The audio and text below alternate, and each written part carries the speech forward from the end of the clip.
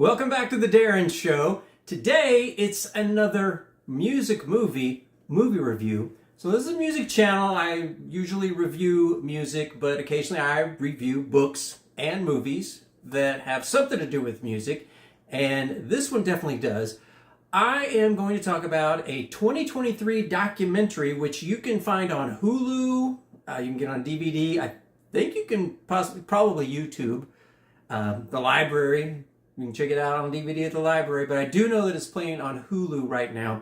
It is The Stones and Brian Jones. This is directed by Nick Broomfield, who did Kurt and Courtney documentary. This is a deep diving profile of the founder and lost creative genius of the Rolling Stones, Brian Jones. This features candid interviews and incredible never-before-seen footage. It's a captivating documentary, and it explores how Brian Jones, the genius founder of the greatest rock and roll band in the world, was left behind in the shadows of history. A lot of people don't really know this story. Some of you maybe do.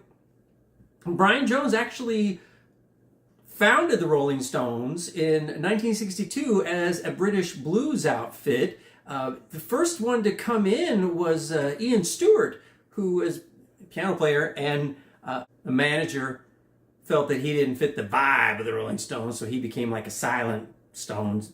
He still played with them and everything, but you didn't really hear about it. But anyway, then Mick Jagger came in.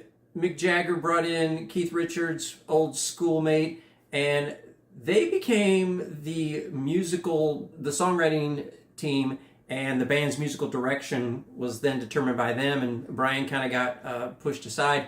And then he later developed alcohol and drug problems. His performance in the studio was unreliable, so he had a diminished role in the band that he had founded.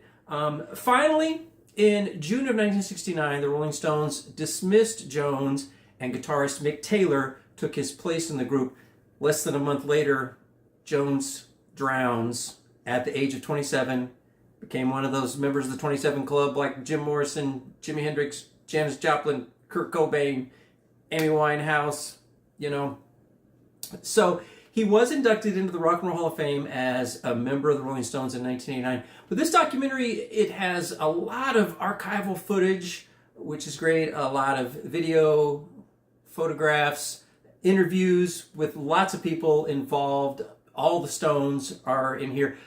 Not actually like present day. They used clips from interviews in the past. Now, Bill Wyman, bassist, he is in here, and he's a big fan of Brian Jones, and he talks a lot about, he'll play some clips. He's sitting in his office, and he'll play clips of a song. He'll go, you hear that? That's Brian, or this is Brian, or he would come in, he would tell you a story that Brian Jones would come in, bring some weird instrument, a flute or whatever, and then that would end up on a track, and would be maybe like the backbone of the song or whatever. So, but Mick Jagger has said that Brian Jones wasn't really a songwriter, but Jones would come up with pieces, and he was a very talented musician. He played with other groups, other musicians. He did slide guitar, just all sorts of stuff. Played saxophone.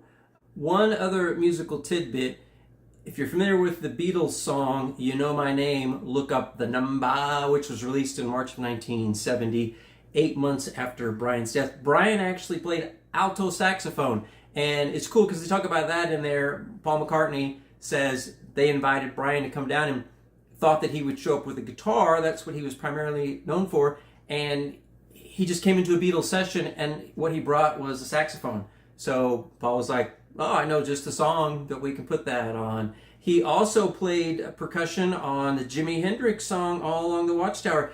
He worked with Jimi Hendrix a lot. They'll talk about that in the documentary also. Just little tidbits from history and musical history that you may not have known. So check it out. There's a lot of ground that they cover in here. I learned a lot of things. Brian Jones, he had some issues with his parents. He was kicked out pretty early on because of the long hair and being the musician and everything. had a lot of kids, I started thinking like, man, did this guy not know about birth control? Because he would move in with a family because he got kicked out of his house, and then the teenage girl gets pregnant, then he moves in with another family, and he just kept getting these girls pregnant. Wasn't exactly a great father, didn't hang around, didn't know a lot of the kids, even fathered a child with a married woman, a married American woman, who ended up raising the child on her own with her husband and never really had anything to do with him. But so yeah, this was really sad to me. His life was sad. I feel like he didn't get the recognition, and Mick and Keith kind of pushed him aside. Of course, his own, drug and alcohol problems caused issues. The Stones passed around a lot of women. Also, Brian definitely went through a lot of women, but Anita Pallenberg, who he met first, and she was a German actress and avant-garde. They had a very tumultuous relationship. They didn't treat each other very well, let's say. And a lot of people in this documentary say that maybe she was not good for Brian, but he was really in love with her. She was the love of his life. And then they got in a fight. They were in Morocco, and she arrived with Brian Jones and ended up leaving with Keith Richards. So Keith kind of came in, and the two of them were fighting, Anita and Brian, and he stopped that. And then Anita ended up being with Keith well into the 80s. They had 3 kids together. But that was part of that really hit Brian hard. So that and the drugs and everything. And then, as Keith Richards put it, they felt really bad later because by firing Brian, they took away the one thing that he really, really, really lived for, which was being in a band, the one thing that he loved. But they just he couldn't go on. He was not showing up for gigs, or he would show up and he would be out of it. So there's a lot of video evidence of that. So it's engrossing. It's sad. Arguably the definitive documentary about Brian Jones, his troubled life and tragic demise. He actually did drown in his own swimming pool, and there were it was sort of a mystery. There are people that will say that he was murdered, or something was going on, with the manager or whatever. So I don't know.